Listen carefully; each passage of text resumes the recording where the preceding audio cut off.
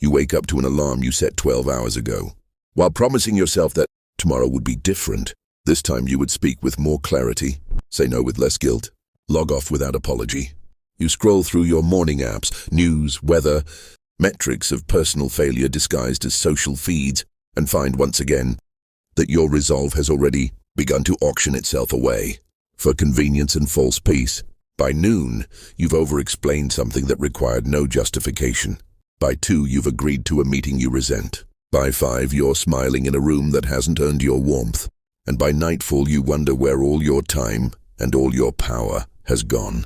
Machiavelli did not write for those who hoped life would be fair. He wrote for those willing to see clearly. The lessons he etched in ink still apply, not to monarchs alone, but to interns, managers, artists, educators, the unseen architects of daily civilization, who wonder why their competence does not command the weight it deserves. Because here is the truth: respect is not a byproduct of goodness. It is the offspring of boundaries, strategy, and calibrated presence. You do not earn it by being agreeable. You do not keep it by being endlessly available. Respect is not inherited, it is constructed. Let's begin with the blueprint, the leak of overexposure.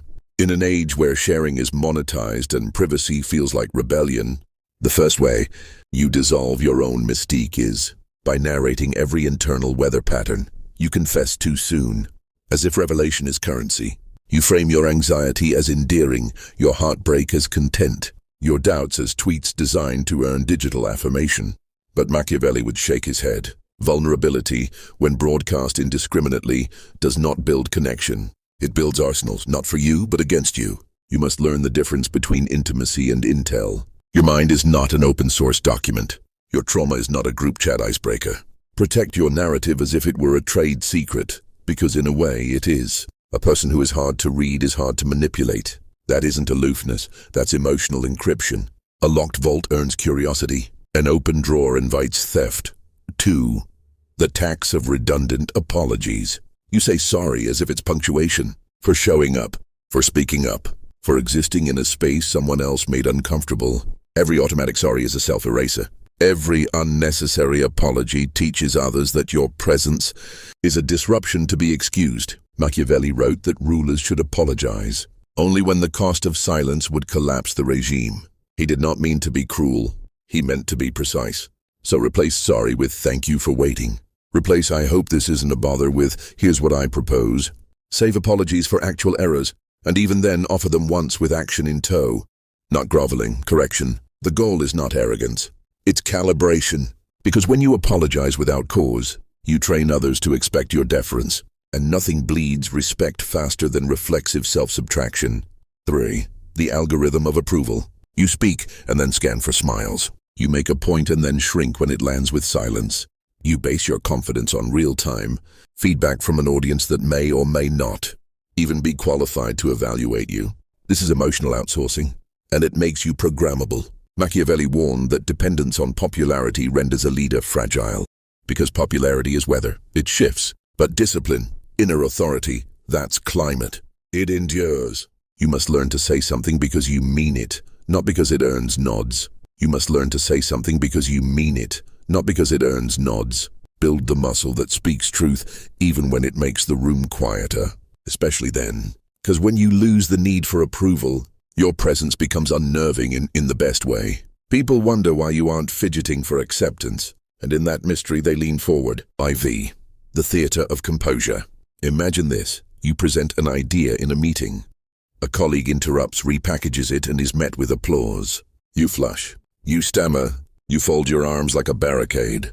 That is the moment the room learns how to shake you. Machiavelli's insight. Power does not shout. It watches. Composure is not passivity in its control under glass. Train yourself to pause, breathe, stare, document. The pulse that races doesn't have to be visible. Let the thief win the round. You'll win the campaign. Later, you return with proof of excellence, timing it so their theft feels like ancient history compared to your current momentum.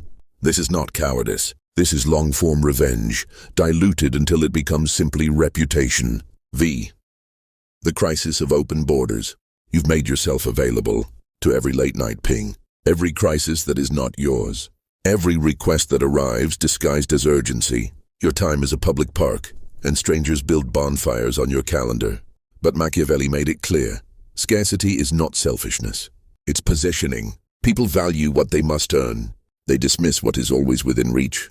Your yes must come with architecture, a gate, a moat, a schedule. Protect your morning. Guard your off hours. If they want your talent, they must plan for it.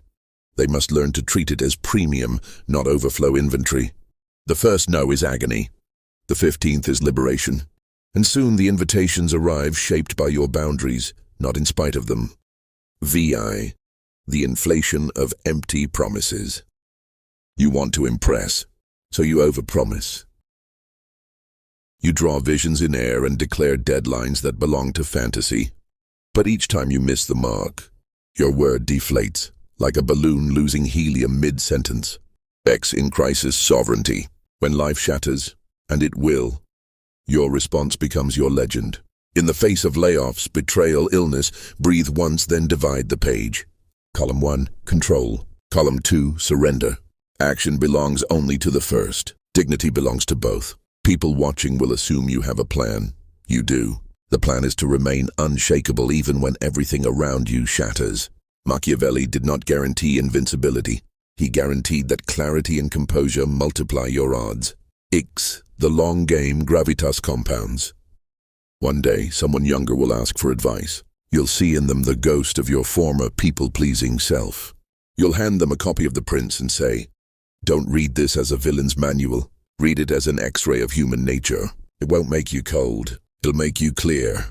You will explain that power is not loud, boundaries are not cruelty, and respect is not requested, it is radiated. You'll tell them, reputation is built in the minutes no one sees, and behavior is the only real marketing.